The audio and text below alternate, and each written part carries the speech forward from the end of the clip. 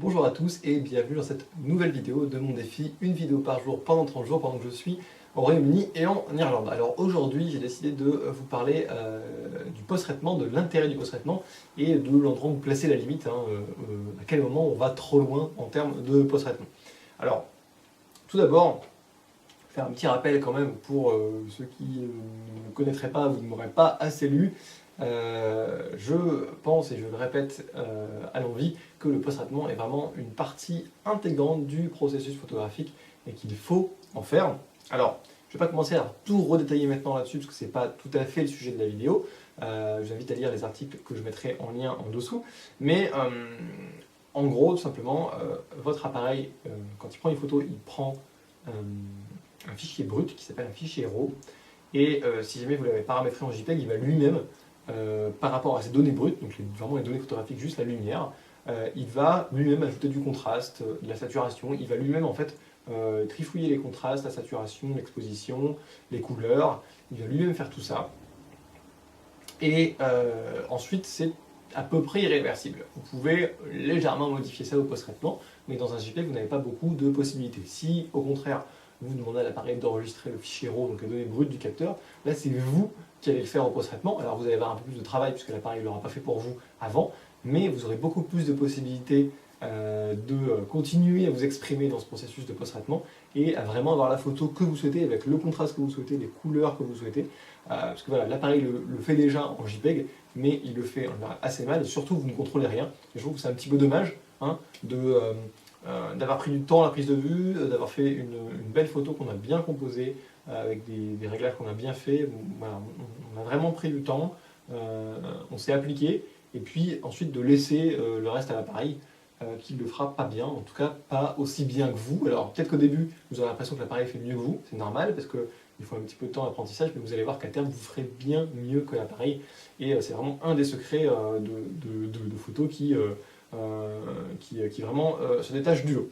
Alors,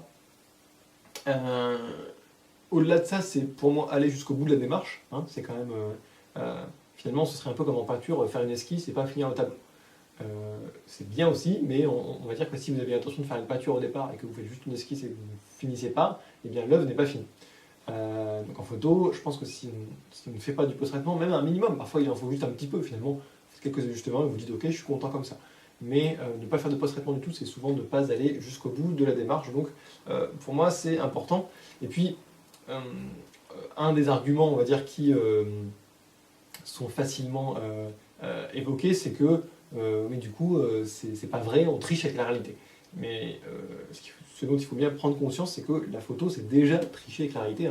La photo n'est pas une représentation de la réalité, c'est votre interprétation de la réalité. Parce que, tout simplement, le réel n'est pas au format 3,5 ou 4 tiers, il n'est pas limité à un cadre. À partir du moment où vous cadrez, vous interprétez déjà la réalité. Il n'est pas en noir et blanc non plus. Donc il y a forcément une interprétation de la réalité à un moment donné. Si vous faites une faible profondeur de champ, c'est pareil. La réalité, il n'y a pas de faible profondeur de champ. C'est une perception de notre œil dans certaines conditions, mais c'est jamais aussi important que ce qu'on a sur un appareil, avec une très grande ouverture. Donc voilà, c'est vraiment une interprétation, donc c'est normal d'apporter votre vision, y compris en termes de contraste et de couleur. Alors, d'autant plus que parfois c'est plus réel, entre guillemets, en faisant du post-traitement, en tout cas c'est plus proche de ce que voient nos yeux, parce que nos appareils photo sont un peu moins doués que nos yeux dans pas mal de situations, notamment quand il y a des forts contrastes, quand vous avez des hautes lumières, vraiment des ombres, et bien vos yeux voient mieux que l'appareil, et donc le post-traitement va vous permettre de rapprocher aussi un petit peu la photo de ce que voit l'œil à l'origine. Donc finalement, parfois ça vous rapproche du réel plutôt que ça vous en éloigne. Donc bon, voilà pour les arguments pour le post-traitement, mais ce que je voulais évoquer dans cette vidéo aussi, c'est où est la limite, c'est-à-dire où est-ce qu'on peut placer la limite entre le post-traitement raisonnable, on va dire, qui reste de la photographie, et le post-traitement un peu abusif, on va dire, où on y va trop fort. Alors, la limite est évidemment subjective, il n'y a pas de réponse simple à cette question, je ne vais pas vous donner aujourd'hui la réponse sacrée, où est la limite et qu'est-ce qu'il faut faire et qu'est-ce qu'il ne faut pas faire, évidemment.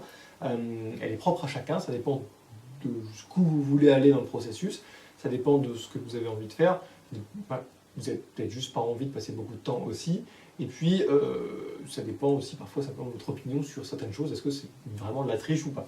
Alors certains vont simplement se limiter à pousser quelques curseurs de contraste, de balance des blancs, de saturation des couleurs, et ça suffit pour pas mal de photos d'ailleurs. D'autres vont aller jusqu'au traitement par zone, c'est-à-dire appliquer des réglages différents à différentes zones de l'image. Alors ça, pour moi, c'est vraiment encore tout à fait acceptable, puisque finalement, quand vous poussez des curseurs, vous faites déjà du traitement par zone, mais sans vraiment dessiner sur l'image, entre guillemets, puisque si par exemple vous touchez le curseur des ombres, eh bien vous n'allez appliquer le réglage qu'aux ombres dans l'image. Donc c'est déjà une zone de l'image. Donc c'est déjà du traitement par zone qui ne dit pas son nom. Donc pour moi, ça ne change pas grand-chose de, parfois par exemple, mettre un filtre dégradé dans les trous, ou d'éclaircir un peu, ou d'assembler un peu une partie de l'image. Pour moi, c'est pas de la triche du tout, parce que ça reste quelque chose qui finalement est du curseur un peu avancé. C'est pas vraiment de la triche. Alors, d'autres oseront faire également un peu de retouche locale, donc tout ce qui est retouche beauté, enlever les défauts de l'image, comme par exemple des poussières sur le capteur, voire carrément enlever des câbles électriques d'une image, ou des poteaux, des éléments de disgracieux.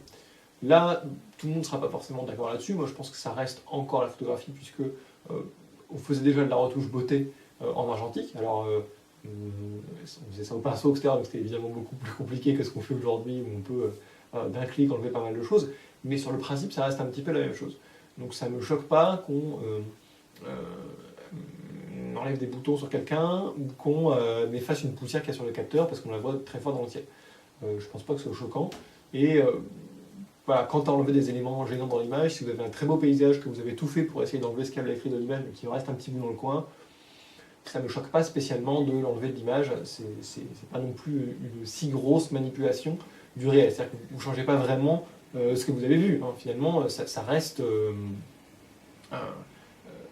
basé sur le réel. Vous avez juste un peu camouflé un câble électrique. C'est pas bien grave. Il y a un niveau supérieur, on va dire, qui va être d'aller assembler plusieurs clichés. Alors, on peut faire ça finalement de plein de façons différentes. Hein. Soit vous allez assembler plusieurs expositions pour essayer de vous rapprocher d'un rendu réel en faisant de la fusion d'expositions, par exemple, voire du HDR un peu soft, on va dire, parce que le HDR très poussé, c'est souvent justement pas forcément toujours de bon goût, et en tout cas pas très proche d'un rendu réel. Alors ça peut être quelque chose qu'on cherche, mais là on va peut-être au-delà de la photographie, j'y reviens juste après. Voilà, si vous assemblez plusieurs expositions, finalement ça me paraît pas non plus un crime, parce que justement en fait c'est pour pallier un manque de l'appareil photo, puisque le capteur n'est pas capable de faire certaines choses, donc vous allez user d'une petite astuce finalement pour un petit peu pallier ce défaut. Ça me paraît pas non plus franchement de la triche. Je pense que c'est tout à fait quelque chose qu'on peut faire, et ça reste de la photographie. Hein. On va simplement essayer de contourner les limitations du matériel photographique qui existeront peut-être plus dans 20 ans. Donc dans 20 ans, quand elles n'existeront plus, on ne dira pas que c'est de la triche, et pourtant peut-être que l'appareil fera lui-même exactement ce qu'on fait aujourd'hui dans le logiciel. Donc ça ne me pose pas de problème finalement qu'on fasse ça. Il y a encore un niveau au-dessus, où là on va dire, par exemple en photo de paysage, on va se mettre sur trépied, faire plusieurs photos de la même scène et assembler plusieurs moments. Parce que par exemple, il y a la montagne au fond qui a été éclairée à 16h, et puis à 16h01, il y a la montagne devant qui a été éclairée, mais plus celle du fond. On n'a pas réussi à avoir un moment où les deux étaient bien éclairés avec une jolie lumière. Donc qu'est-ce qu'on a fait? On a pris les deux photos dans Photoshop, et puis on a pris la partie qui nous intéressait dans la photo 1, la partie qui nous intéressait dans la photo 2, pour en faire un cliché. Certains vont dire que ça va un peu trop loin. À mon sens, c'est relativement acceptable, parce que ça reste finalement aussi une interprétation de la réalité, c'est-à-dire que plutôt, on va dire, que d'interpréter un moment, eh bien, on a interprété un long moment, on va dire plusieurs minutes à regarder un paysage, et puis on a pris un petit peu les meilleurs moments, le best-of de 5 minutes finalement. Donc, pour moi, c'est encore quelque chose qui est acceptable, même si c'est quelque chose que je ne fais pas très souvent, mais que je pourrais être amené à faire, ça ne me gênerait pas de le faire. Et je pense qu'en fait, à mon sens, la limite qui fait qu'on rentre dans quelque chose qui est plus vraiment de la photo, mais qui rentre dans de l'art numérique d'une manière plus générale, c'est quand on va vraiment complètement changer une photo, c'est-à-dire complètement recomposer une image à partir de plusieurs éléments, de plusieurs photos différentes. Voilà, quelque chose qui finalement n'est plus vraiment ancré dans la réalité. Je pense que le propre de la photographie, c'est quand même de s'appuyer sur la réalité pour faire quelque chose d'artistique. Alors on peut s'en éloigner beaucoup de la réalité par son interprétation, mais on a quand même toujours un objet réel qu'on photographie. même si la manière dont je photographie peut le transformer beaucoup aux yeux du spectateur, ça reste sur la base du réel. Je pense que quand on compose beaucoup de choses, et voilà, si vous rajoutez une licorne dans votre paysage, ce n'est plus vraiment la photographie dans le sens où vraiment vous allez au-delà et vous allez rajouter des éléments qui n'existaient pas à la base. Et donc je pense que c'est ce qui fait la limite vraiment pas du post-traitement inacceptable, parce que c'est pas inacceptable, simplement du post-traitement qui fait passer à un autre niveau que la photographie, finalement plutôt à de l'art numérique. Et donc voilà ce que je pensais là-dessus. En tout cas, il y a pas mal finalement de seuils différents qu'on peut franchir. Vous verrez que sans doute avec le temps, vous finirez par en franchir de plus en plus, parce que vous ne verrez pas pourquoi vous n'enlèveriez pas les poussières de votre image. En tout cas, voilà, il y a plusieurs seuils différents qui sont acceptables ou pas pour vous, et c'est totalement ok. Je pense que l'erreur dans laquelle il ne faut pas tomber, c'est de rejeter complètement le post-traitement en bloc comme si c'était de la triche, parce que c'est vraiment pas de la triche, c'est juste aller jusqu'au bout du processus photographique. Au-delà de ça, je pense qu'il ne faut pas laisser les choses à Photoshop par fainéantise. C'est-à-dire que si on a eu une vraie démarche photographique, qu'on a fait du mieux qu'on pouvait à la prise de vue, qu'on a vraiment voilà, bien réglé, bien composé, qu'on n'a pas été fainéant, qu'on a vraiment travaillé sa photo, et qu'ensuite on l'améliore par le post-traitement. Pour moi, c'est une démarche qui est saine. Par contre, si à l'inverse, on fait un peu n'importe quoi à la prise de vue, et puis on se dit je verrai ça dans Photoshop, là c'est plus de la fainéantise, et je trouve que c'est un petit peu plus gênant. Alors seul le résultat final compte, mais en même temps vous aurez souvent un meilleur résultat si vous prenez soin de votre prise de vue et quand vous améliorez dans un logiciel plutôt que de tout laisser au logiciel, parce qu'évidemment vous ne pouvez pas tout améliorer dans le logiciel, et si vous avez foiré votre composition dans la prise de vue, c'est un petit peu compliqué de la rattraper. Donc voilà un petit peu ce que je pensais là-dessus. N'hésitez pas à donner votre avis dans les commentaires, hein. Ça m'intéresse de voir où est-ce que vous placez cette fameuse limite entre post-traitement acceptable et post-traitement un peu too much. Si vous avez aimé cette vidéo, cliquez sur j'aime. Si vous n'avez pas aimé, cliquez sur je n'aime pas. Et pour vous abonner et voir les prochaines vidéos de la série, eh bien cliquez sur le petit bouton en haut à droite pour vous abonner à la chaîne YouTube. Je vous dis à demain pour la prochaine vidéo.